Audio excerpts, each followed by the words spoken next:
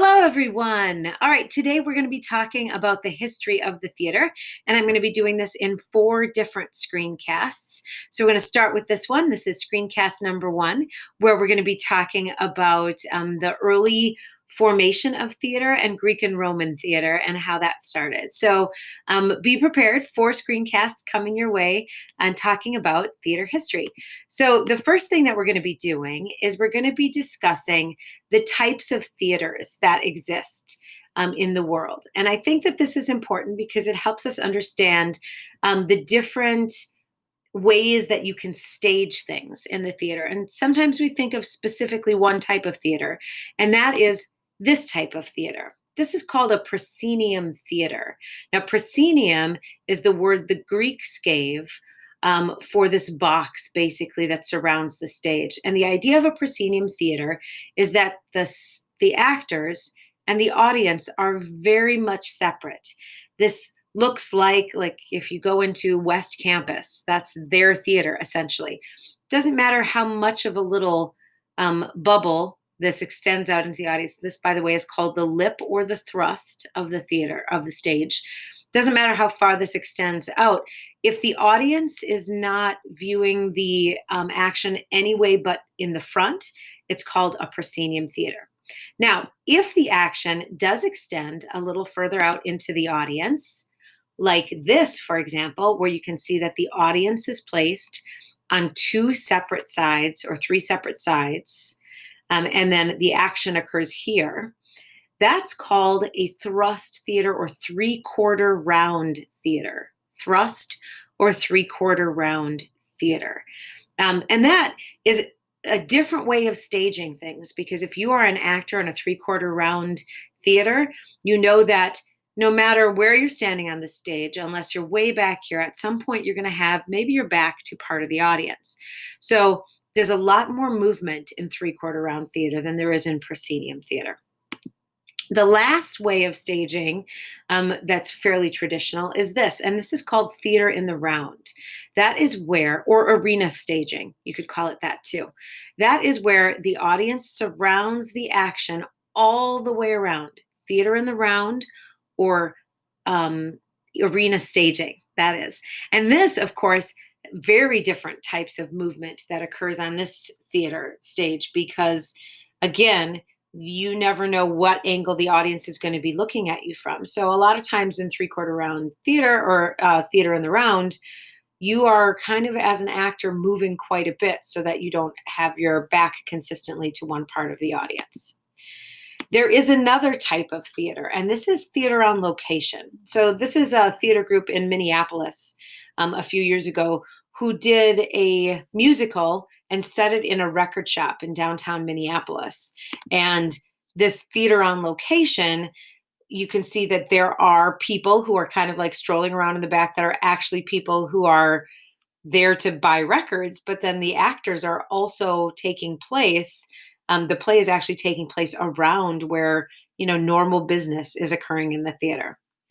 All right, that gives you kind of a little bit of an introduction to what kinds of staging we'll be looking at this year, and a little bit about like the different types of theater that you could see.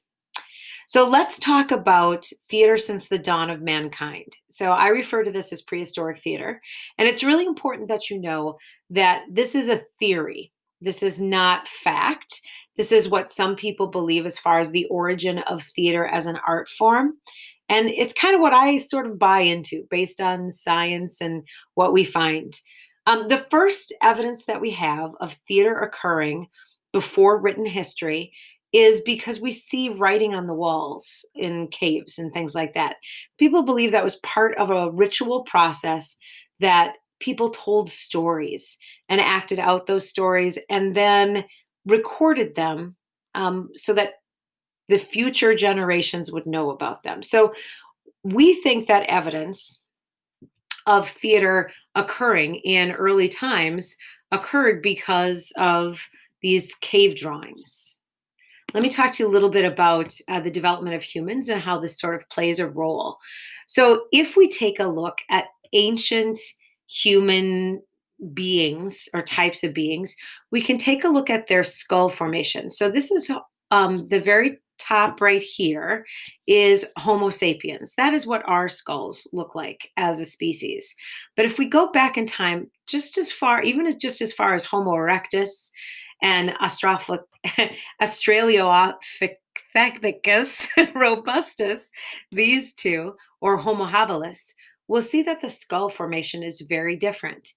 And one of the reasons for that is that this portion of our brain contains our memories right back here. If you look back here, that is very, very, very pronounced on Homo erectus. So they had long reaching memories. What they didn't have, if you take a look at the Homo sapiens skull, is you'll take a look and see that the Homo sapiens skull right here has a very pronounced chin area, and that aids in vocalization, the ability to speak. If you take a look at Homo erectus, you'll see that their chin and like mouth area formation is not very pronounced. So what people believe is that Homo erectus and Homo habilis and some of those different types of humans or early humans weren't able to speak in the same way that we were. So therefore, they probably processed a lot more of their communication through acting things out. So if, for example, a hunter or a group of hunters went out and they were hunting animals on the plains, and they were able to bring down a large beast such as this one, early rhinoceros, ancient rhinoceros. They were able to bring this beast down. When they went back to their caves or to their communities, they wanted to teach the people in their communities how they managed to bring down this gigantic beast. So the way they did that is they stood up in front of people and they acted out the story of the hunt. Because if they weren't able to speak as many words as we were, they needed to aid themselves in different ways. And so they would begin to act out the hunt.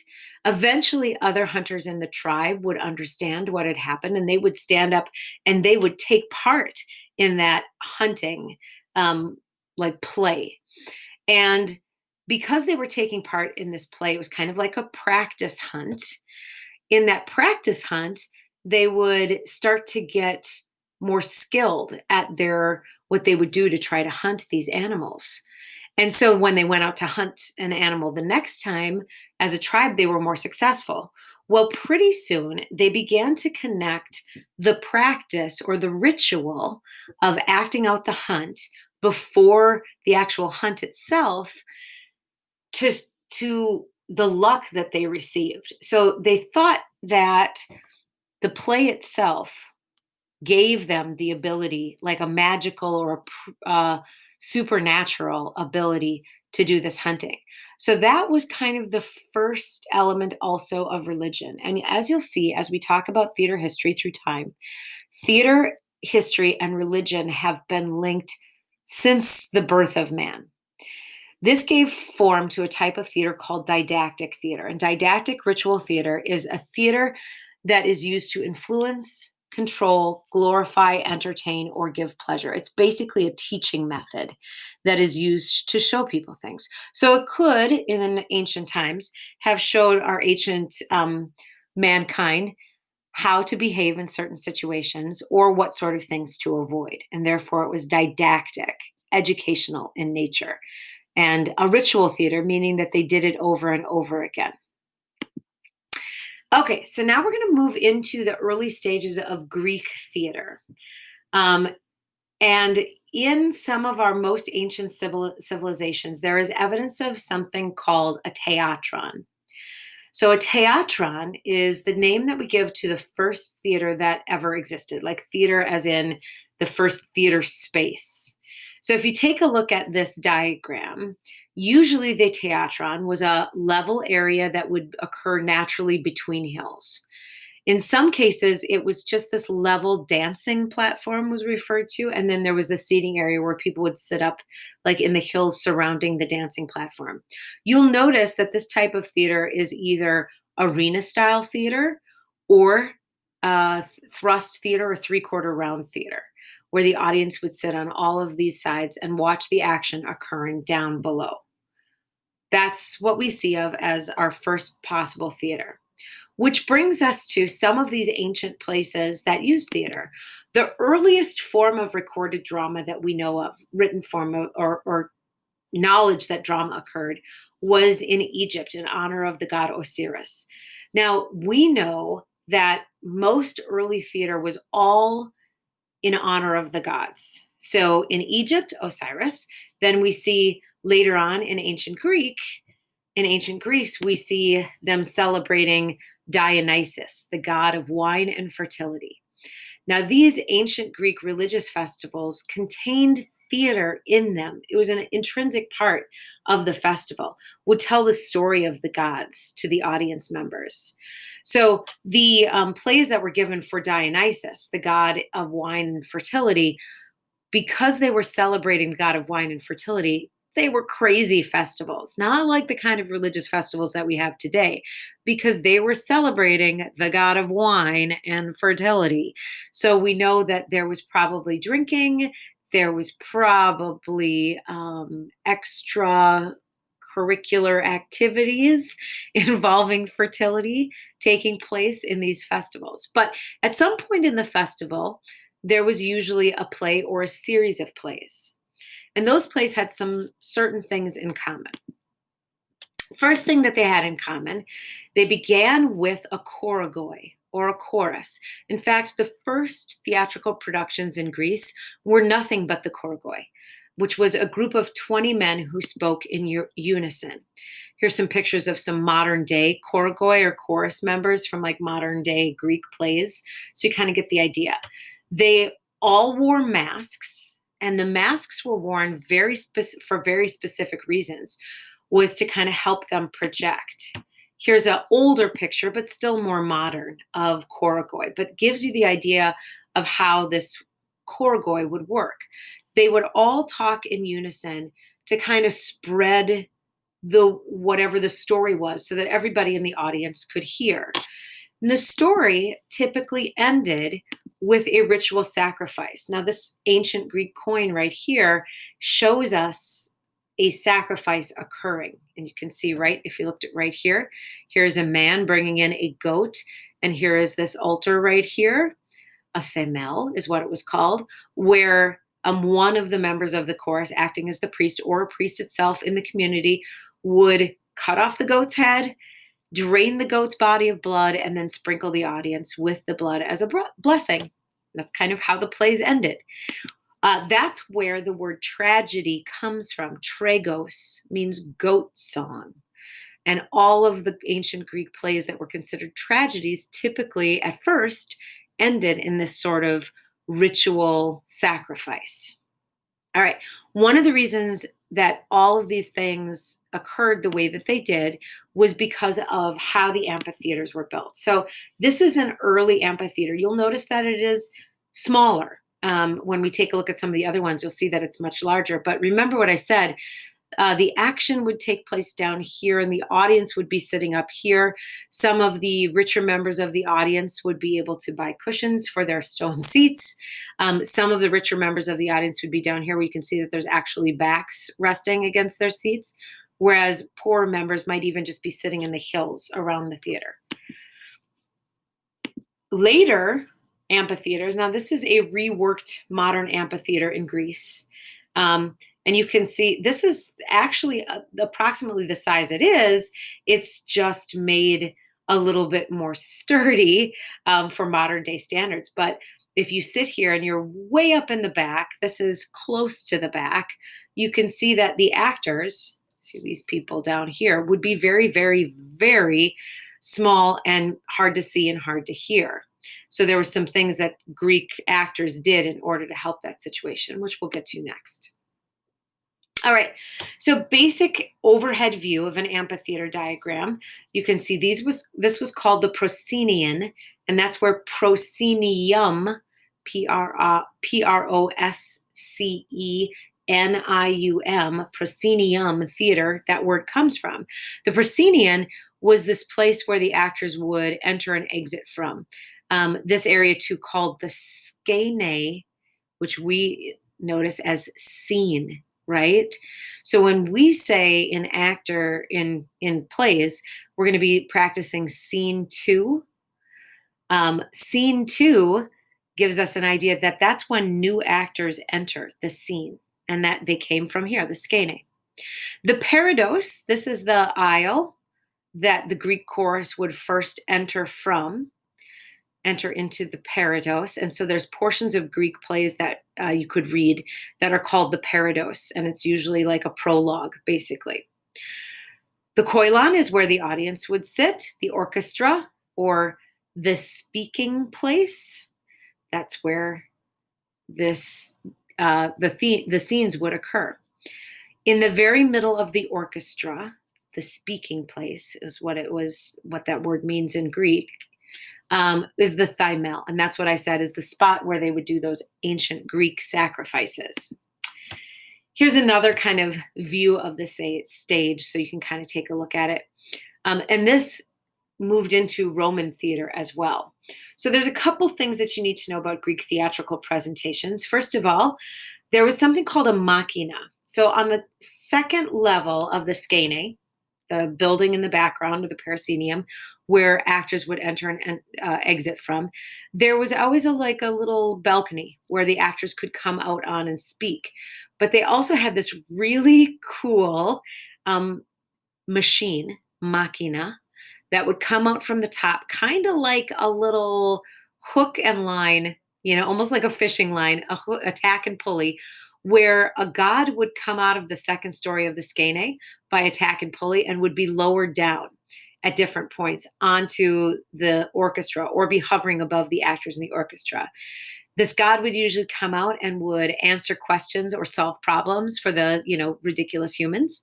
And that's what leads us to the literary technique called deus ex machina. Deus ex machina is any time a playwright or a novel writer or something like that gets themselves basically trapped in a corner, and some actor, some character in the novel comes out and basically solves all the problems out of nowhere. It could be an actor or it could be a device, like, for example, in a murder mystery. Say we're watching a murder mystery and one of the characters on stage finds a letter that was written by the person who was killed, explaining maybe why someone in the crowd might have wanted them dead. That's called a deus ex machina, and it comes from ancient Greek theater, which is using gods to help answer questions. Deus ex machina. All right, so I said there were some ways that actors in these time periods would kind of help themselves so that they could be heard or seen a little bit better.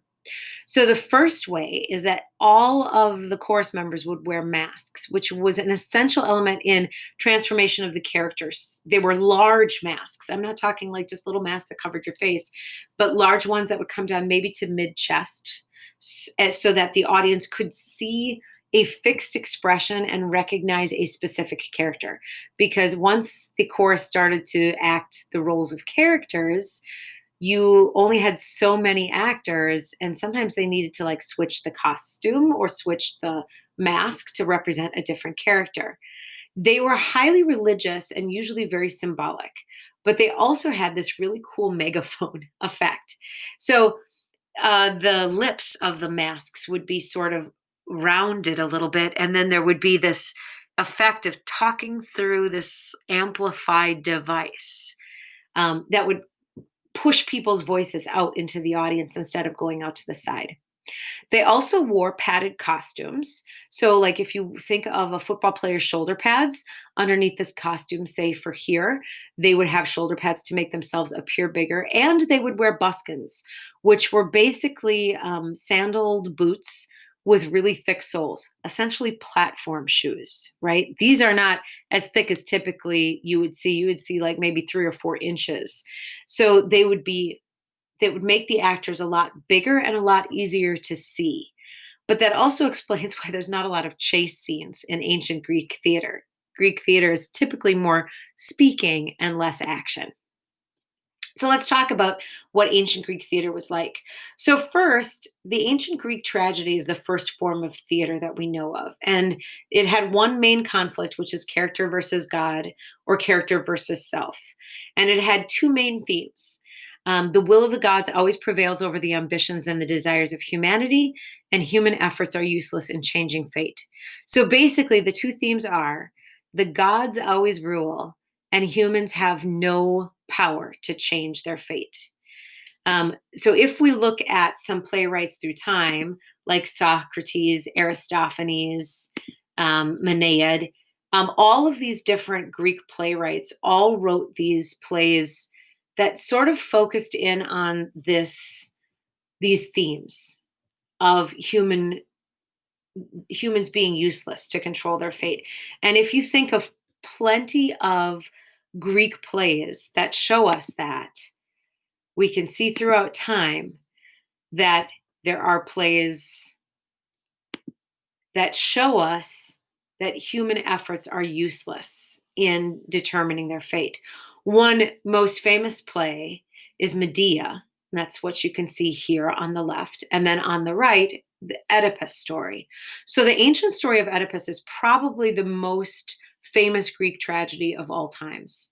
And the story goes like this. Oedipus was born to a king and a queen. And on the day of his birth, the king and the queen hired a fortune teller, basically, to come and to tell them the great feats that their son was going to accomplish. And the fortune teller, in telling these great feats of the son, said, "This boy is destined to kill his father and marry his mother, or sleep with his mother, have children with his mother." And the king and the queen hearing this were like, "Oh no, we don't want that to happen." So what they decided to do is they decided to send the baby out into the hills. They gave the baby to a soldier in the army, and they sent that soldier out into the hills and said, "We want you to take this baby, take this wooden stake and this mallet, drive this wooden stake through the baby's ankles and pin him to the hills and leave him there for the wolves." And so the soldier went out into the fields and did this, pinned the baby to the ground with a stake and mallet through his ankles or with his ankles, and walked away. What he didn't reckon on was that a shepherd out in the fields would hear the baby crying and come to see what had happened.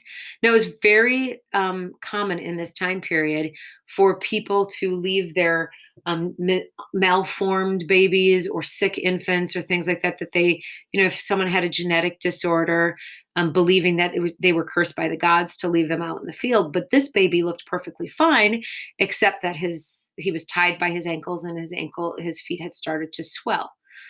Then the shepherd gave the baby the name Oedipus, which means swollen foot. And he brought the baby to the king and the queen of a different country, a city state nearby, who were having problems having children of their own. And the king and the queen of that country decided that they were going to raise the baby as their own. So they raised the baby as their own, not letting him know anything about his history. But on the occasion of his 18th birthday, they hired a fortune teller to come, once again, a seer, what they were known as, to tell the future of this child who is just turning 18 years old. And they wanted the world to know what great deeds Oedipus would do. So Oedipus hears at his 18th birthday party that he is destined to kill his father and sleep with his mother, because that's his fortune. And that your fortune doesn't change, right? Your fate doesn't change according to Greek tragedy. So thinking that that meant his mother and father that were there at his birthday party, who he believed were his mother and father, the ones who had raised him, he decided that in order to prevent this future from occurring, he would run away from home. And so he went out onto the road, and he was traveling on the road. In the meantime, his original father, his birth father, was traveling from his country of Thebes and traveling away because there was a plague in the city. And he was leaving the city in order to find help to fight the plague. And they believed that the plague was caused by um, a wandering monster that was like wandering the area. And so he was going to try to find a great warrior or help to kind of conquer this monster and end the plague in the city. So he's out traveling on the road, and lo and behold, he runs into a single person, 18-year-old boy who's also traveling. The 18-year-old boy is Oedipus, and Oedipus is royal. And at this time period, um, in order to show your respect for royalty, if two people were traveling, the person who wasn't royal would have to step off the road and allow the royalty to like ride on by. Well, now we've got a king and a prince meeting on the road, and both of them are too proud, too much hubris, which we'll talk about later, to move out of the way. So Oedipus, losing his temper, reaches over with a large club, and he clubs his birth father, not knowing who he is, over the head, and his birth father dies pretty much immediately. Oedipus continues on his way, and he enters the city of Thebes. And when he enters the city of Thebes, he runs into the riddle monster. And this monster who provides the Sphinx is what it is, who provides the world with riddles, asks him a riddle. He says, I will release my power of this town if you are able to answer this riddle. And the riddle is, what animal walks on 4 feet in the morning, 2 feet at midday, and 3 feet in the afternoon? And Oedipus knows the answer to this riddle. And this riddle is man, because man as a baby walks on 4 feet. And then at like hands and knees, right? And then as an adult stands upright and walks on 2 feet, but then as an old man might need a cane and walks along on 3 feet. So he answers the riddle, is able to like free Thebes from the power of the Sphinx and go on his way. As he enters the city, because he's defeated the Sphinx, everyone recognizes him as a great hero. Luckily, well, maybe not so luckily, their king has just died, and they are looking for a new king. And so they decide that they want to make Oedipus their king because he saved them from the power of the Sphinx. So what they decide to do then is they decide, just to make sure that this marriage is official, you should marry our current queen, who is a widower. Who is a widow. So they take Oedipus to the queen, and they say to the queen, here is your new husband. And she delights in her new husband. He's basically seems like a younger version of her old husband. So she takes him, and they end up having 4 children. And about, let's say, how many years later?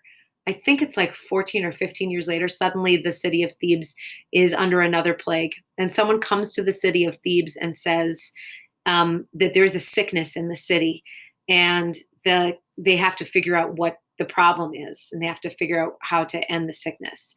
Well, the shepherd comes back and tells Oedipus that he is the sickness, because he has committed an act that is terrible against the gods. And he says, it's been foretold that I would kill my father and marry my mother, but I ran away from home. Well, in the meantime, all of these people come back and basically say, this is what happened. And he turns to his wife/mother and says, is this true? And she suddenly realizes who he is and that his future was foretold. So she runs into the palace and she kills herself. I think she stabs herself in the heart. Meanwhile, Oedipus, having discovered the truth of who he is, also runs into the palace, and he takes these beautiful brooches, these pins that are on his mother's robe, and he pulls them off. And because he no longer wants to look upon a world where his children, his 2 daughters and 2 sons, are his children/brothers and sisters, and he doesn't want to look upon a world where this has happened, he takes as a punishment the brooches and he stabs out his eyes because he no longer wants to look upon his children. And basically, moral of the story is, no matter how much you try to outrun your fate, you are powerless to stop it. And that's the story of Oedipus. Kind of gives you an understanding of what Greek tragedy was like in this time period. Now, after watching plays like that for a long period of time, the Greeks decided that they wanted something a little more uplifting. So society started to become a little bit more secular, meaning less religious. So the idea of a Greek comedy, and it's not like comedy, ha, ha, ha, but it's instead of everybody like dying or losing their sight or something like that at the end, the protagonist gets what he wants instead of loses, right? So the protagonist wins. Oedipus wins instead of loses, and there's good work in overcoming obstacles involved on that. There are two very famous Greek comic playwrights, Menander and I forget what this guy's name is, but it's in your textbook. And both of them wrote excellent Greek comedies. The Birds, um, a lot of sexual innuendos and things like that in Greek comedies. And you can see, even just looking at some of these pictures of ancient Greek comedies, or this picture of ancient Greek comedies, it's a lot funnier than Greek tragedy, right? All right, that brings us to Roman theater. And Roman theater, we're going to get through really quickly. Romans conquered Greece, and therefore Romans were assimilators, meaning they took on the characteristics of the people that they had conquered, very much so themselves. So they took over Greek theater, but they kind of made the theater a little bit more vulgar. It was headed in that direction anyway, but one of the Greek playwrights, Seneca, did do something. One of the things that he did was he eliminated the chorus from Greek theater, and he created the platform that we know of today. This is an example of ancient Roman amphitheater. Now, one thing that you might know about the amphitheater in ancient Rome is that the amphitheater was known for its gladiator fights, and in particular, its fights later slaying Christians or enemies of the state. And so they would have human versus animal and things like that, and you would be able to watch someone die hideously, or you would be able to watch two gladiators battle themselves. And that's some of the variety of the vulgar tastes that they had. Like I said, at the onset of Christianity, they also began to see these Christians as enemies of the state.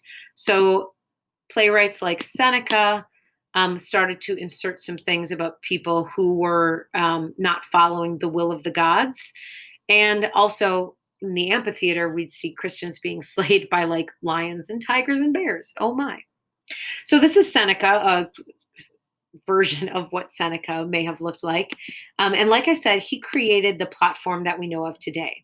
So he created the idea that there was an inciting incident, that there was an introduction, an inciting incident that would give cause to rising action, that would lead to a climax, a falling action, and a resolution.